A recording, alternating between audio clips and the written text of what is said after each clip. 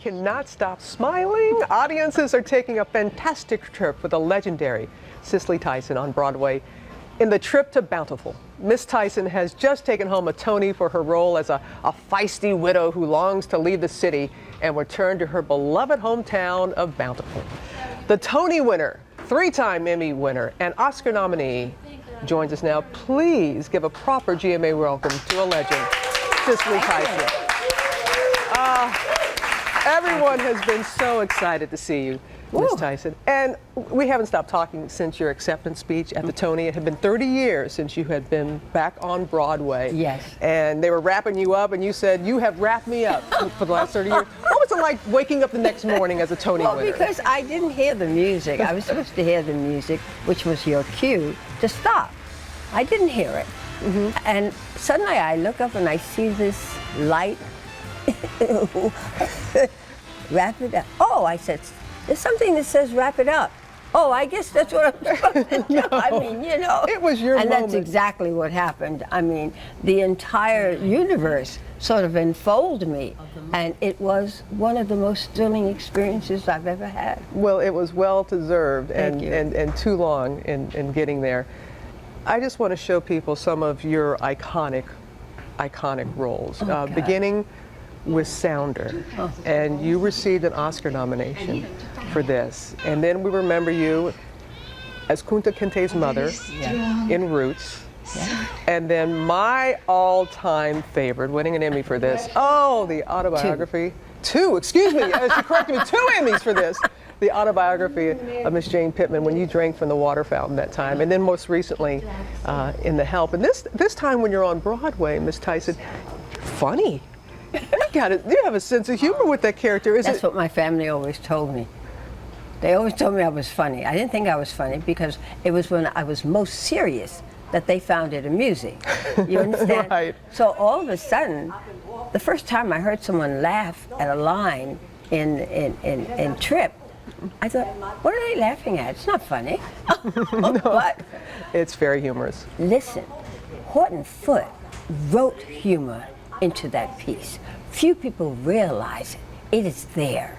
And so when you speak it, if one is aware of the content and the core of what this man is saying, they will get the humor, and that's why they laugh. And you wanted this role. You remember seeing the film. Yes. And you said you wanted your trip to Bountiful. Well, actually, it wasn't the role. I went to see Geraldine Page in the movie because I was a big fan of hers.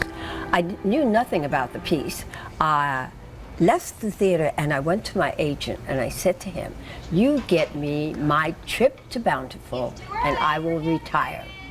Well, that was 26 years ago, and it came out of nowhere. He didn't get it, but someone, Hallie, who was the daughter of Horton, who produced the piece, met a mutual friend of mine and said, I want to do this with a black cast. I want Cicely Tyson. Do you know her? Van, who was a costume designer for the show, and whom I had worked with a number of times in film, said, I'll call her. And we met, and that's how it happened. And that's how it happened. That's how and then all the Tony recognition after. Well, it was 3 of them. I received 3 out of 4. The drama desk, Circle. I'm sorry. All right. But the point is that and the Tony. Right. Yeah. Well, I actually didn't expect any of it. I do not anticipate that when I work. My mother always taught me that if you don't expect anything, that's right, you won't be disappointed and you won't be crushed. Right? You talked about your mother. Yes. Full disclosure, I had tickets to see A Trip to Bountiful on Saturday. Yes. I couldn't do it. I'm not ready yet because my mother, a very important part of the play. My condolences. Thank you. Blessed Assurance. Yes.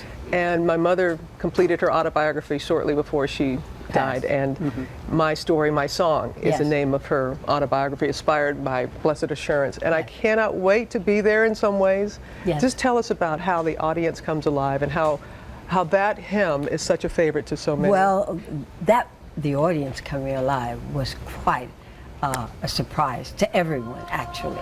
I did not expect them to join me in applauding and singing, and it was as if I was put on a huge balloon and buoyed into the sky. It is, because it goes on at every performance. It is the most thrilling. I can see it. Yes, and I mean, I get so excited again. Well, I am looking for it when I'm strong enough. Yes. And I'm getting there. I'm going to be there. And you got it going on. I don't know. You just look at this outfit. I mean, you're all that. You're all that in a bag of chips.